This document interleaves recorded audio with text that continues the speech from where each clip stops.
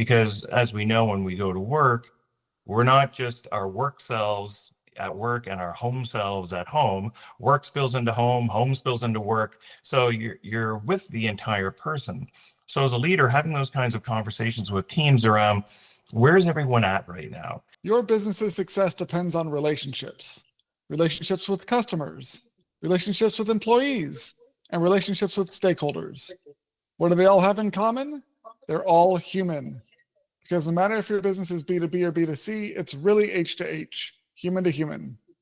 Welcome to the Human Connection Podcast. I'm your host, Karl Pontau.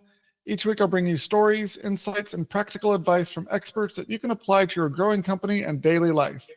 This week I'm excited to connect with Todd Attridge. Todd is the founder and visionary behind The Studio, a team-based app that predicts and reduces workplace stress before it happens in just 3 minutes a day.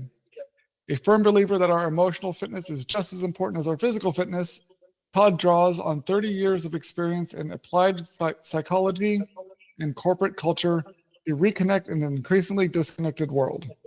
Thanks on The Studio and welcome to the Human Connection Podcast. Great. Thanks, Karl. Thanks for having me. So, what other issues besides poor communication cause workplace stress? Yeah, well, it's interesting.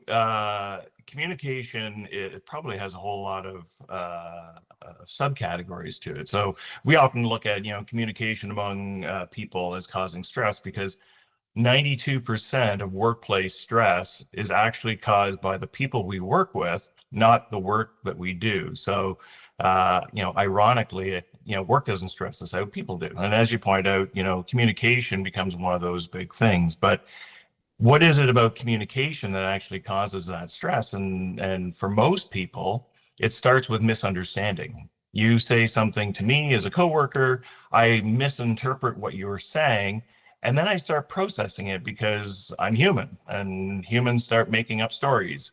And so if I don't go back and check that miscommunication, I can start building a story in my head about what you actually think or about what you actually did or what your actual intentions were that are completely wrong. And now I'm reacting to that. And that itself causes a friction point that causes stress. I totally can relate to that because I know as I'm communicating with people, like waiting to hear back, I'll start coming up with reasons why, like what's going on over there, and that are completely, I have no ability to know what's really going on with them. But the stories we tell ourselves cause us to feel certain ways about the situation, and that influences our actions. And so I can see how that initial miscommunication or initial unclear communication or unclear about the situation can cause a lot of issues just from people spinning things up in their own heads. Absolutely. You start whipping it up. And so then look at all the other things that happen in work. So, you come from a different perspective than I do. So you have ideas that are different from mine. You have ways of doing things that are different from the ways in which I do things. You have a lived experience that's different from my lived experience. And so for you, it's very normal. Your world is normal. It's just like, well, I can't imagine why everyone wouldn't see things this way. But then I'm doing the exact same thing. And so we get together in a room, we talk about the ideas, we talk about the problems that we're trying to solve. You come at it from one perspective, I come at it from a different. That's another form of miscommunication where we are trying to demonstrate that our perspective is the right perspective versus looking at shared perspective and say, okay, so let me understand where you're coming from. You understand where I'm coming from and work through the middle. And if we don't have that, that's another rub point that just causes stress. One of the other ones is, we've all been in those situations where in the meeting, the boss says to us, what are your ideas? You put your hand up and go, I got this great idea. And either the idea is shot down or it's not taken or it's dismissed. And immediately we go to a position of, well, I guess I'm not important or I'm not valued or it's not, they don't care about what I have to think. And it's these constant rub points between the relationships and people that cause that stress. And if you're ever trying to figure out what stress is happening at work, Simply, at the end of the day, when people say, how's your day? Listen to what comes out. People don't typically talk about, the photocopier not working. They talk about the person who didn't fix the photocopier and they didn't get it done. Or they're talking about, oh, I can't believe they said this. I can't believe so-and-so thought that. And I can't believe, they made this decision and that's just a crazy decision. And it's all coming down to, we see things differently and we're not stepping into that space. That does make a lot of sense. And it seems like as companies are trying to innovate quicker and innovation is done well when they get multiple ideas coming in from multiple people with diverse backgrounds, that this challenge is one that really needs to be overcome, because if you're trying to come up with new ideas and you have multiple people in a room with those different viewpoints, it's naturally going to keep occurring. And it's, especially if you're trying to solve a big problem that doesn't have an obvious solution, which is why you're innovating, there's already going to be stress from that. So not being able to manage the human element of these miscommunications or these diverse viewpoints could lead to some really big problems on a employee scale. That's exactly it.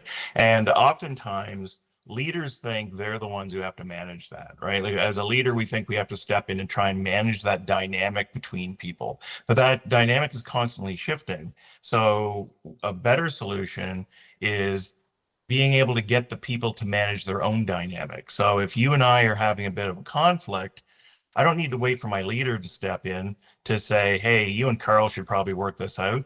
It'd be better if you and I just have the tools to be able to go, okay, so we're not seeing eye to eye on this. Let's talk this one through. Yeah, that makes a lot of sense, especially with the speed at which business is operating at, and how waiting for things to go up the chain and come back down is just not realistic anymore, or not, it's just too slow. Empowering teams and employees to handle their own issues in a productive way is the sort of solution that a business needs if they're going to stay up to pace and competitive in just a fast moving market. So what is I imagine you have some great success stories of helping companies set up these sorts of tools using the studio. Is there a particular case story you want to share?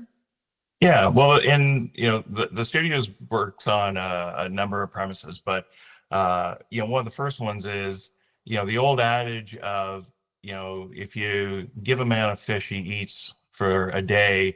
If you teach a man to fish, he eats forever. We're on the teach a man to fish process, which is when you're dealing with team members and you're dealing with people inside an organization, you want to give them the skills in which they can resolve this stuff in the first place. Otherwise, it can be a really slow process of every time there's a conflict or every time you feel there's something off about your team, having to sit down, have the one-on-ones, what's going on, peel it apart. Instead, it's better to give those skills to your people so they can do that themselves.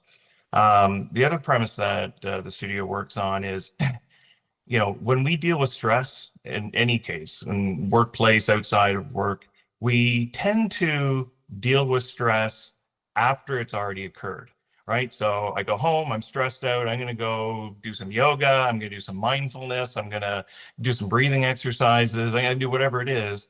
But stress management or stress recovery is all afterwards. What we focus on is stress prevention. What are those things that you can be doing ahead of time so that the stress doesn't show up in the first place? And so when we work with leaders, and certainly when we work them through the studio, what are those things that you can be doing with your teams so that you're preventing the stress in the first place? And one of the easiest ones to do is to sit down and actually talk about boundaries. Now, boundaries are something that is growing in popularity if you're looking at leadership development and team development and so on, but they've been around for a really long time. Essentially, what boundaries are is it puts a wrapper around what are you capable of doing right now. And those boundaries could be like a time boundary, it could be a mental boundary, it could be an emotional boundary, because as we know, when we go to work, we're not just our work selves at work and our home selves at home. Work spills into home, home spills into work. So you're with the entire person. So as a leader, having those kinds of conversations with teams around where's everyone at right now? And the world is constantly changing. There's things weighing on people's minds, whether it's global positioning, or whether it's stress that's happening at home, or whether it's things that are just they're overly busy right now. But to be able to do those check-ins and then ask what everyone is capable of right now. What do you have available to you? Do you have enough time to do this? Do you have the mental and emotional capacity to do this? And know that those boundaries are made of rubber, not rock. So today I might be completely stressed out. I actually don't have the mental capacity to deal with this right now. My kid's not doing well at school. I'm dealing with some stuff at home. I need a little bit of a break, but the next day things can be very clear and I've got all sorts of capacity. So setting those boundaries, or at least, identifying those boundaries in a team is one. The second part of that, though, is then respecting those boundaries, accepting the fact that, okay, so maybe Karl doesn't have a lot of time available today because he's doing all this other work. That's fine. I won't call on Karl today. I'm going to call on Todd because that's where we're at right now. So it's that constant check-in that if you do it ahead of time, you're reducing the stress. If you do it after people are stressed because you go, Karl, I don't understand why you're not getting your work done, then the answer you get back is, well, what do you expect? Like I'm overworked. Like, how can you not see this? And so that's a very different reaction from checking in with it ahead of time. So that's an easy step that leaders can be doing with their teams, and one of the principles that we use in the studio. And I imagine that it's when in your bio that I read, you talked about the emotional fitness and is just as important as the physical fitness.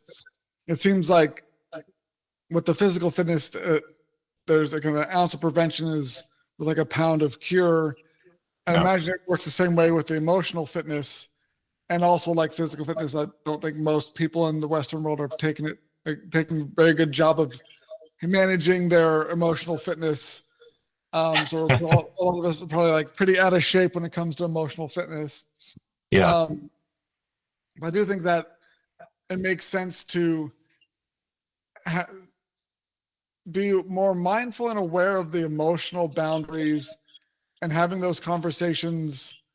Like if you're doing like a daily stand-up or something like that with your team, just to check in with people like, hey, what are people's what are your boundaries at right now?